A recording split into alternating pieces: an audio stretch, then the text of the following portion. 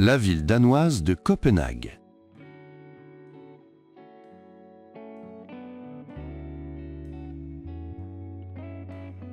Copenhague est la capitale du Danemark et sa plus grande ville en termes de population, avec environ 560 000 habitants. Avec les banlieues qui l'entourent, sa population atteint environ 1 300 000 personnes.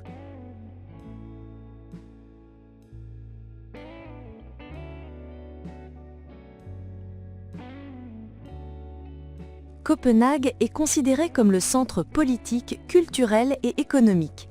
Et c'est également le port principal du Danemark. Elle abrite aussi l'une des plus anciennes universités d'Europe, l'Université de Copenhague.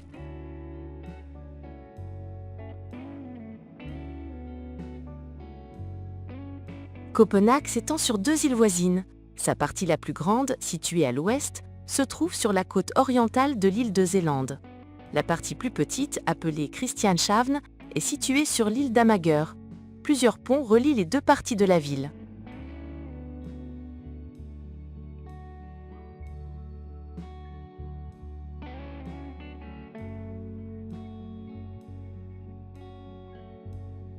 L'origine du nom Copenhague.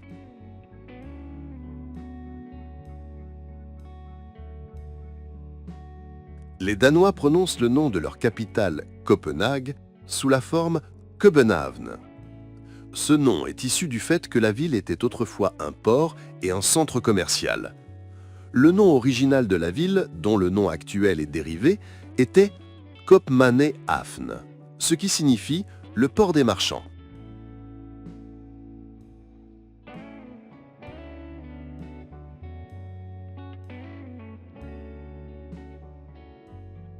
L'histoire de la ville de Copenhague.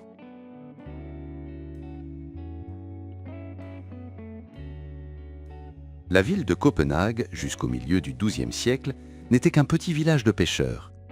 Elle s'est ensuite développée pour devenir une bourgade.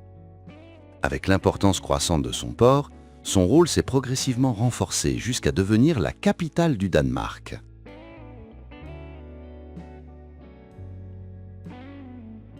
Au milieu du XVe siècle, Copenhague a beaucoup souffert à cause des guerres qui ont détruit de nombreuses parties de la ville au cours de son histoire, en particulier les guerres entre le Royaume du Danemark et ses voisins dans la région baltique.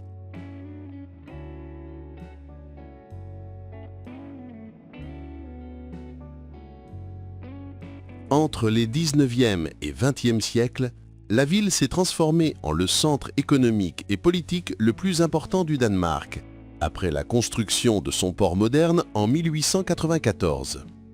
Après cette période, le mouvement industriel commença à se développer à Copenhague.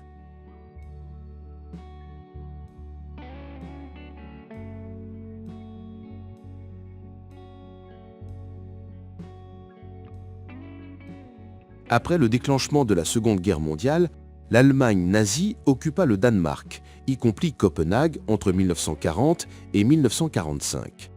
À cette époque, le gouvernement danois conclut un accord avec les autorités nazies afin de rester au pouvoir.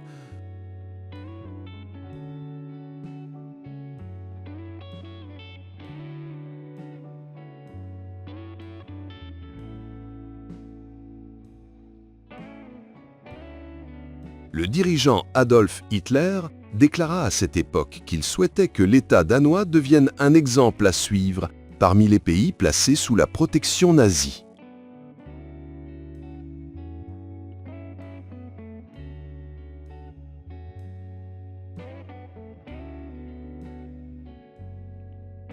En 1943, la coopération entre le gouvernement danois et les forces allemandes s'était effondrée et les navires de guerre danois furent sabordés par les Danois eux-mêmes afin d'empêcher les nazis de les utiliser pendant la guerre.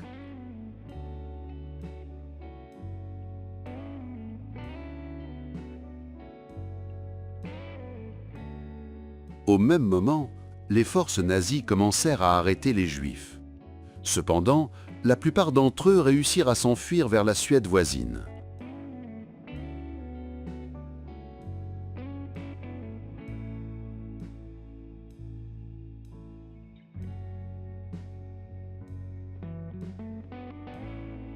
Le 8 mai 1945, à la fin de la Seconde Guerre mondiale, 30 000 soldats allemands se rendirent au commandant britannique et l'indépendance du Danemark fut ensuite proclamée.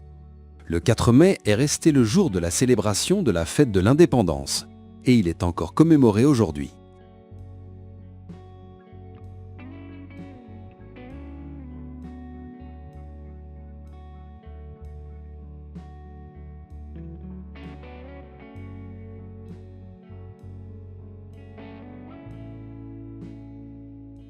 Au cœur de Copenhague se trouve une grande place appelée la place de l'Hôtel de Ville.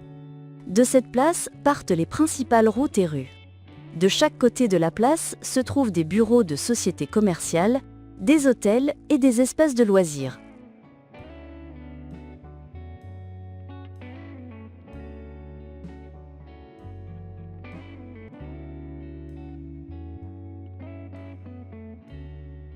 Copenhague est considéré comme un centre industriel important au Danemark.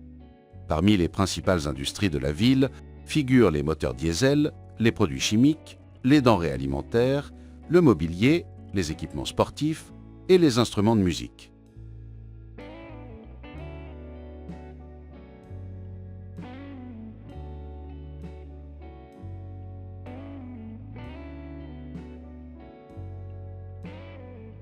Le port de Copenhague est également un centre financier et économique important pour le Danemark, la région scandinave et la mer Baltique, car il est considéré comme une porte d'accès à plus de 100 millions de consommateurs dans la région de la mer Baltique.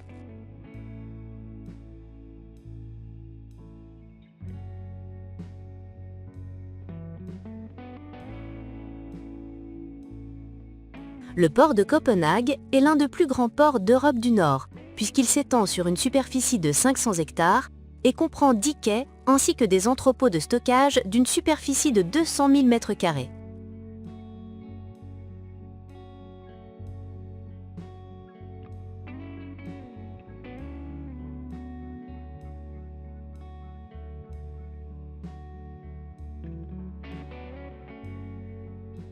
La ville de Copenhague abrite de nombreux sites touristiques et monuments importants qui attirent les visiteurs. Parmi les plus célèbres figurent les jardins de Tivoli, le palais d'Amalienborg, la cathédrale de Copenhague et l'opéra. Ces lieux accueillent de nombreux touristes et visiteurs venus d'Europe et du monde entier.